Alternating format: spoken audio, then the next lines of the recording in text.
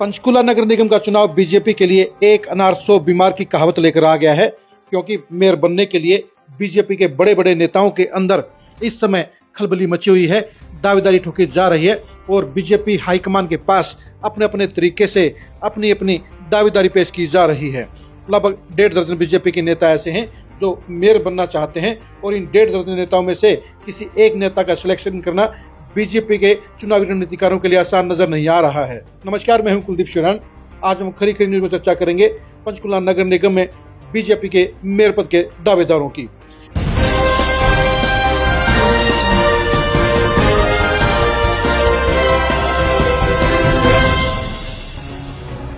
इस समय पंचकुला नगर निगम को लेकर बीजेपी में घमासान मचा हुआ है, क्योंकि सबसे ज्यादा दावेदारी मेयर को लेकर तीनों शहरों में अगर किसी में सबसे ज्यादा है तो पंचकुला है।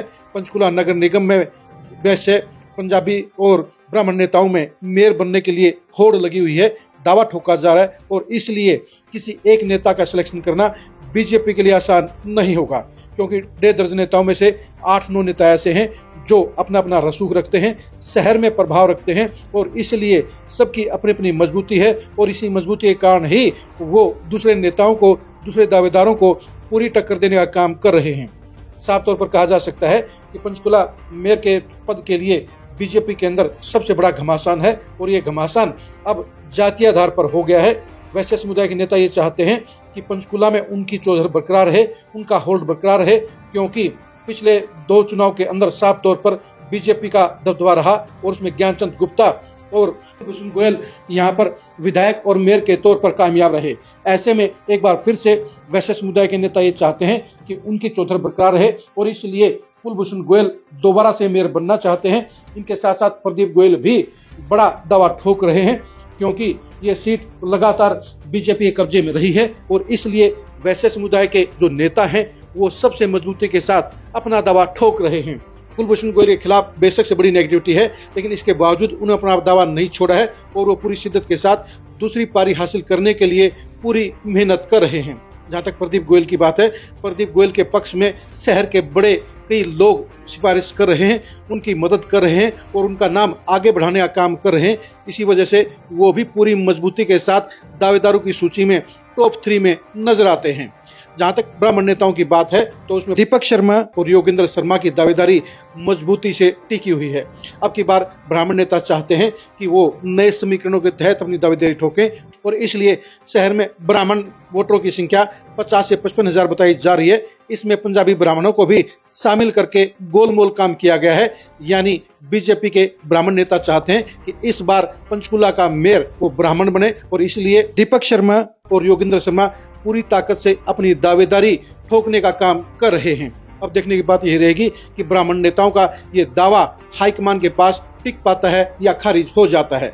जो बड़ा घमासान मचा हुआ है वो पंजाबी नेताओं में भी मचा हुआ है।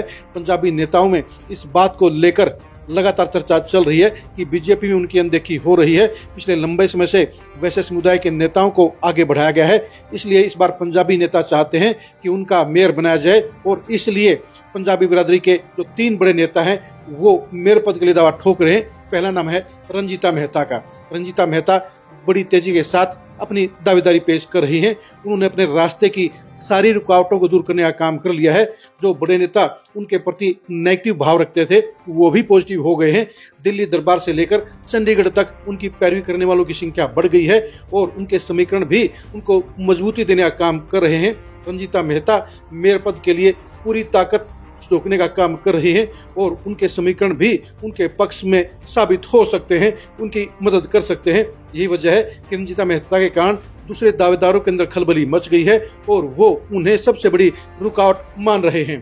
रंजीता मेहता के साथ साथ उमेश सूद और बीबी सिंघल भी मजबूती के साथ मैदान में टिके हुए हैं। ये दोनों पंजाबी नेता भी पंजाबी बिरादरी के बलबूते पर टिकट हासिल करना चाहते हैं। उमेश सूद पहले पार्षद रह चुके हैं और बीबी सिंघल इस समय बीजेपी के बड़े नेताओं की गुडविल की लिस्ट में है। उन्हें इस बात का यकीन है कि बड़े नेताओं के बलबूते पर वो टिकट हासिल कर सकते हैं। कहने का लबोलबाब ये है कि बीजेपी के अंदर पंचकुला के मेयर पद के लिए अब जातीय आधार पर दावेदारी ठोकी जा रही है। जहां वैश्य समुदाय के नेता अपनी चौधर बरकरार रखना चाहते हैं, वहीं पहली बार ब्राह्मण नेता अपने कोटे से टिकट चाहते हैं। अपने वोटों की संख्या 50,000 से ज्यादा बताकर वो अपना हक मांग रहे हैं और वहीं पर पंजाबी बिरादरी के नेता अपनी अनदेखी को मुद्दा बनाते हुए शहर में अपने लिए अपना हक मांग रहे हैं और यही वजह है कि तीनों बिरादरियां आज की तारीख में बराबर की दावेदार नजर आती हैं। और ये जो 8 नेता हैं, इन नेताओं के साथ साथ एक दावेदार ऐसा भी है जो इनके ऊपर पैराशूट से आने की तैयारी कर रहा है। उनका नाम है उपेंद्र कौर आहलूवालिया। आपको याद होगा 2020 के चुनाव में कांग्रेस के टिकट पर उपेंद्र कौर आहलूवालिया महज 2057 वोटों से चुनाव हार गई थी। इस बार उनकी पैरोकार बीजेपी के सबसे बड़े जिले के नेता यानी ज्ञानचंद गुप्ता हैं। ज्ञानचंद गुप्ता शहर में अपनी सरदारी कायम रखना चाहते हैं, इसलिए वो ना तो किसी वैसे समुदाय के नेता को यहाँ पर उभरने देना चाहते हैं, रिप्लेसमेंट देना चाहते हैं। इसके साथ साथ वो पंजाबी नेताओं को भी इग्नोर करके अपने हिसाब से अपनी सुविधा के अनुसार उपेंद्र कौर आहलूवालिया की बीजेपी में एंट्री कराना चाहते हैं, उनको टिकट दिलवाना चाहते हैं, यानी बीजेपी के अंदर पैराशूट के प्रत्याशी की एंट्री कराना चाहते हैं। यानी बीजेपी के अंदर घमासान तेजी से बढ़ रहा है, दावेदारों की बेचैनी बढ़ी हुई है, दावेदार दिल्ली तक चक्कर काट रहे हैं, लेकिन अभी तक किसी भी दावेदार को ये विश्वास नहीं है कि उसे पक्की टिकट मिल जाएगी। इसलिए तमाम दावेदार रोजाना कसरत कर रहे हैं, रोजाना बड़े नेताओं के हाजिरी मार रहे हैं और लगातार अपना दावा पेश कर रहे हैं। आप पंचकुला नगर निगम में किस नेता की दावेदारी सबसे मजबूत मानते हैं, कमेंट करके जरूर बताइए। बिरादरी के हिसाब से इस बार पंचकुला में कौन सी बिरादरी का नेता मेयर बनना चाहिए, इसके बारे में अपनी राय जरूर दीजिए। बीजेपी के इन 9 नेताओं में से आपको सबसे काबिल और सबसे जिताऊ प्रत्याशी कौन नजर आता है, उसका नाम भी कमेंट में जरूर लिखिए। पंचकुला नगर निगम के बीजेपी के दावेदारों की सियासत को समझने के लिए आप लगातार खरी न्यूज के साथ बने रहिए। आप हमारे फेसबुक पेज को फॉलो कीजिए, आप हमारे यूट्यूब चैनल को सब्सक्राइब कीजिए। नमस्कार।